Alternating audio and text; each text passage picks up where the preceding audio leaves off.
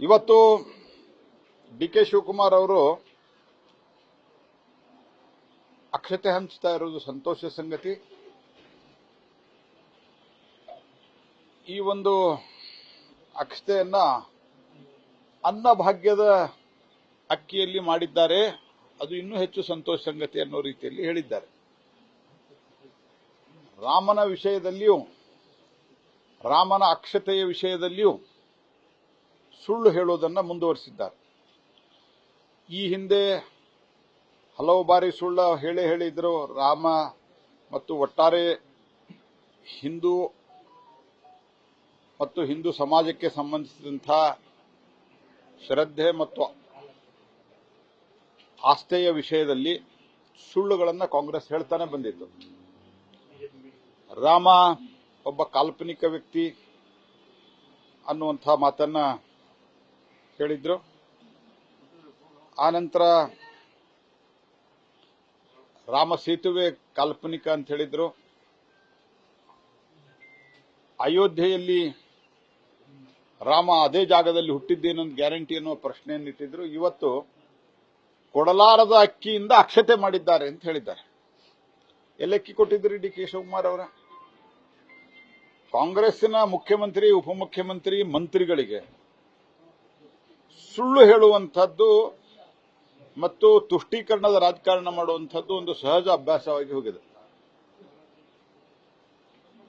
ಕೊಡಲಾರದ ಅಕ್ಕಿಯನ್ನು, ಒಂದು ಕಾಳು ಅಕ್ಕಿಯನ್ನು ಇವತ್ತಿನವರೆಗೆ ಕೊಟ್ಟಿಲ್ಲ ಮತ್ತು ಅಕ್ಕಿಗೆ 5 ಕೆಜಿ ಕೊಡಕ್ಕಾಗ್ತಾ ಇಲ್ಲ, ದುಡ್ಡು ಕೊಡ್ತೀವಿ ಅಂತ ಹೇಳಿ ಅದು 1-2 ತಿಂಗಳ ಕೊಟ್ಟು ಅದನ್ನು ನಿಲ್ಲಿಸಿದ್ದಾರೆ. ಸರಿಯಾಗಿ ರೆಗ್ಯುಲರ್ ಆಗಿ ಕೊಡ್ತಾ ಇಲ್ಲ. ಕೇಂದ್ರ ಸರ್ಕಾರದಿಂದ ಬರುತ್ತಿರುವಂತಹ ಅಕ್ಕಿಯನ್ನ ಜನ ಈ ಕಷ್ಟದ ಕಾಲದಲ್ಲಿ ಉಪಯೋಗ ಮಾಡ್ತಾ ಇದ್ದಾರೆ. ಅದನ್ನ ಇವರು ತಮ್ಮ ರಾಜಕೀಯ ಬೆಳೆ ಬೆಳೆಸಿಕೊಳ್ಳಿಕ್ಕೆ ಈ ರೀತಿ ಸುಳ್ಳು ಹೇಳಿಕೆ ಕೊಡ್ತಾ ಇದ್ದಾರೆ. ಹುಬ್ಬಳ್ಳಿಯಲ್ಲೂ ಸುಳ್ಳು ಹೇಳಿಕೆ, ಹುಬ್ಬಳ್ಳಿಯ ಘಟನೆಗೆ ಸಂಬಂಧಿಸಿದಂತೂ ಈವರೆಗೆ ಸುಳ್ಳು ಹೇಳುವುದನ್ನು ಮುಂದುವರಿಸಿದ್ದಾರೆ. ಇವನ್ now he is continuing his bogus statement. ಸಿದ್ದರಾಮಯ್ಯನವರು 16 ಕೇಸುಗಳಿತ್ತು, ಕ್ರಿಮಿನಲ್ಲು, ಎಲ್ಲಾ ಕೇಸುಗಳು ಖುಲಾಸೆಯಾಗಿದೆ. ಮತ್ತು ಅದರ ಜೊತೆಗೆ ಅವರು ಆ ಕೇಸ್ದಲ್ಲಿ ಉಳಿದ ಎಲ್ಲ ಆರೋಪಿಗಳು ಆರೋಪ ಮುಕ್ತರಾಗಿದ್ದಾರೆ. ನೀವು ಯಾವುದೇ ವಿಷಯವನ್ನು ತೆಗೆದುಕೊಳ್ಳ್ರಿ, ಡೆವಲ್ಯೂಷನ್ ಆಫ್ ಟ್ಯಾಕ್ಸ್ ಬಗ್ಗೆ ಮಾತನಾಡಿದ್ದಾರೆ. ಡೆವಲ್ಯೂಷನ್ ಆಫ್ ಟ್ಯಾಕ್ಸ್ದಲ್ಲಿ 10 ವರ್ಷದ ಯುಪಿಎ ಕಾಲದಲ್ಲಿ 81,000 ಕೋಟಿ ರೂಪಾಯಿ ಬಂದಿತ್ತು. 10 ವರ್ಷ ಪೂರ್ತಿಯಾಗಿಲ್ಲ, ಇನ್ನು 9 ವರ್ಷದ ಮೋದಿಯವರ ಕಾಲದಲ್ಲಿ, ಎನ್ಡಿಎ ಕಾಲದಲ್ಲಿ ಸುಮಾರು 2,41,000 ಕೋಟಿ ರೂಪಾಯಿ ಬಂದದ್ದು. 2,41,000 ಕೋಟಿ. ಮತ್ತು ಗ್ರಾಂಟ್ ಇನ್ ಏಡ್ಸ್ದಲ್ಲಿ 2004ರಿಂದ 14 ಯುಪಿಎ ಕಾಲದಲ್ಲಿ 60,779 ಕೋಟಿ ರೂಪಾಯಿ ಬಂದು ಕರ್ನಾಟಕಕ್ಕೆ ಬಂದಿದ್ದು.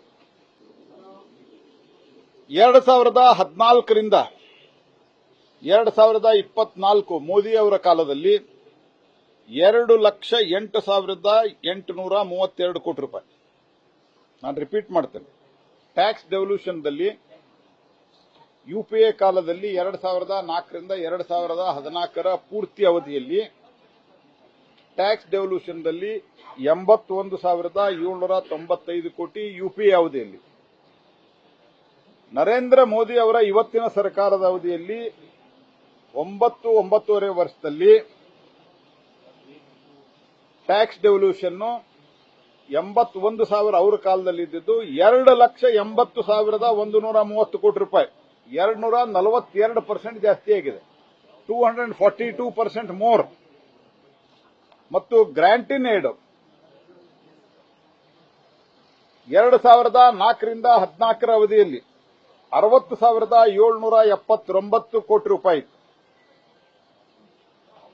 ಈಗ ಮೋದಿಯವರ ಕಾಲದಲ್ಲಿ 2,08,832 ಕೋಟಿ ರೂಪಾಯಿ. 244% ಜಾಸ್ತಿ, 244% ಮೋರ್. ಸಿದ್ದರಾಮಯ್ಯನವರೇ, ನಿಮಗೊಂದು ಪ್ರಶ್ನೆ ಕೇಳ್ತೀನಿ ನಾನು. ಹಿಂದೆನೂ ಸೆಂಟ್ರಲ್ ಸೇಲ್ಸ್ ಟ್ಯಾಕ್ಸ್ ಅಂತಿತ್ತು CST ಮತ್ತು ಎಕ್ಸೈಸ್ ಡ್ಯೂಟಿ ಅಂತಿತ್ತು. ಈ ಎಕ್ಸೈಸ್ ಡ್ಯೂಟಿ ಇತ್ಯಾದಿಯಲ್ಲಿ ಅವತ್ತು ಕರ್ನಾಟಕ ಎಷ್ಟು ಕಲೆಕ್ಟ್ ಆಗ್ತಾ ಇತ್ತು, ಕರ್ನಾಟಕಕ್ಕೆ ಎಷ್ಟು ಬರ್ತಾ ಇತ್ತು, ಇವತ್ತು ಮೋದಿ ಕಾಲದಲ್ಲಿ ಎಷ್ಟು ಬರ್ತಾ ಇದೆ, ಇದಕ್ಕೆ ರಿಪ್ಲೈ ಕೊಡ್ರಿ. ನಾನು ಎಷ್ಟು ಬರ್ತಾ ಇದೆ ಅಂತ ಹೇಳಿದ್ದೇನೆ. ನಾವು ಎಷ್ಟು ಮನೆಗಳನ್ನ ಪ್ರಧಾನಮಂತ್ರಿ ಆವಾಸ್ ಯೋಜನೆಯಲ್ಲಿ ಮನೆ ಕೊಟ್ವಿ, ನಾವೆಷ್ಟು ನೀರಾವರಿಗೆ ದುಡ್ಡು ಕೊಟ್ವಿ, ಇದೆಲ್ಲ ನಾ ಕೊಡ್ತೇನೆ, ನೀವು ಕೊಡ್ರಿ. ಅವಾಗ ಎಷ್ಟು ಕಲೆಕ್ಷನ್ ಆಗ್ತಿತ್ತು, ಅವಾಗ ಎಷ್ಟು ನಾವು ರೇಷಿಯೋದಲ್ಲಿ ಎಷ್ಟು ಬರ್ತಾ ಇತ್ತು, ಇವತ್ತು ಎಷ್ಟು ಕಲೆಕ್ಷನ್ ಆಗ್ತಾ ಇದೆ, ಎಷ್ಟು ನಾವು ಕೊಟ್ಟಿದ್ದೀವಿ ಅನ್ನೋದು ನಾವು ಹೇಳಿದ್ದೇವೆ. ಆದ್ದರಿಂದ ಸಿದ್ದರಾಮಯ್ಯನವರು, DK ಶಿವಕುಮಾರ್ ಅವರು ಸುಳ್ಳಿನ ಸ್ಪರ್ಧೆಯಲ್ಲಿದ್ದಾರೆ. ಅವರು ಹುಬ್ಬಳ್ಳಿ ಘಟನೆ ಬಗ್ಗೆ ಹೇಳಿದರು. ಸಿದ್ದರಾಮಯ್ಯನವರು ಅಮಾಯಕನನ್ನ ಬಂಧಿಸಿದ್ದ, ಇವರಿಗೆ DJ ಹಳ್ಳಿ KG ಹಳ್ಳಿಯಲ್ಲಿ ಅಮಾಯಕರು ಸಿಗ್ತಾರೆ. ಹುಬ್ಬಳ್ಳಿಯ ಪೊಲೀಸ್ ಸ್ಟೇಷನ್ದಲ್ಲಿ ಪೊಲೀಸ್ ಕಮಿಷನರ್ಗೆ ತಲೆ ಮೇಲೆ ಚಪ್ಪಡಿ ಹಾಕ್ತಾ ಇದ್ರು ಇನ್ನು ಸ್ವಲ್ಪ ಹೊತ್ತಾಗಿದ್ರೆ. ಅವರು ಅಮಾಯಕರು ಇವರಿಗೆ. ಇಲ್ಲಿ ಈತ ಯಾವುದೇ ಎಲ್ಲಾ ಕೇಸುಗಳಲ್ಲಿ ನಿಕಾಲೆಯಾಗಿ ಖುಲಾಸೆಯಾಗಿ ಒಂದು ಆಟೋ ಓಡಿಸ್ತಾ ಇದ್ದಾನೆ, ಅವನ್ನ ಅರೆಸ್ಟ್ ಮಾಡ್ತಾರೆ. ಅದ್ರ ಬಗ್ಗೆ ಸುಳ್ಳು ಹೇಳ್ತಾರೆ, 16 ಕೇಸ್ ಪೆಂಡಿಂಗ್ ಇವೆ ಅಂತ. ಇಲ್ಲಿ DK ಶಿವಕುಮಾರ್ ಅಕ್ಷತೆ ನಮ್ಮ ಅಕ್ಕಿಯಿಂದ ಮಾಡಿದ್ದಂತ ಹೇಳ್ತಾರೆ. ಅಂದ್ರೆ ಸುಳ್ಳಿನ ಪರಸ್ಪರ ಸುಳ್ಳು ಹೇಳ್ತಾರ, ಅದರ ಕಾಂಪಿಟೇಷನ್ ನಡೆದು.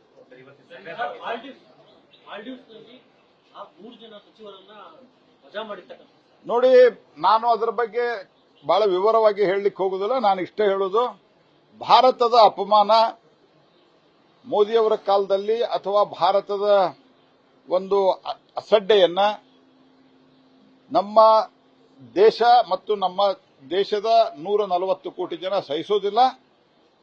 ಆ 140 ಕೋಟಿ ಜನಸಂಖ್ಯೆಯ ಒಂದು ಜನರ ಆಶೀರ್ವಾದದ ಪರಿಣಾಮ ಇವತ್ತು ಅಲ್ಲಿ ಏನೇನು ರಿಯಾಕ್ಷನ್ ಆಗಬೇಕಾಗಿತ್ತು ಅದೆಲ್ಲ ರಿಯಾಕ್ಷನ್ ಅಲ್ಲಿ ಭಾರತದ ಜನರ ಈ ಒಂದು ಅತ್ಯಂತ ಒಗ್ಗಟ್ಟಿನ ಪರಿಣಾಮ ಆಗಿದೆ ಅಂತ ನನಗನ್ನಿಸ್ತದೆ.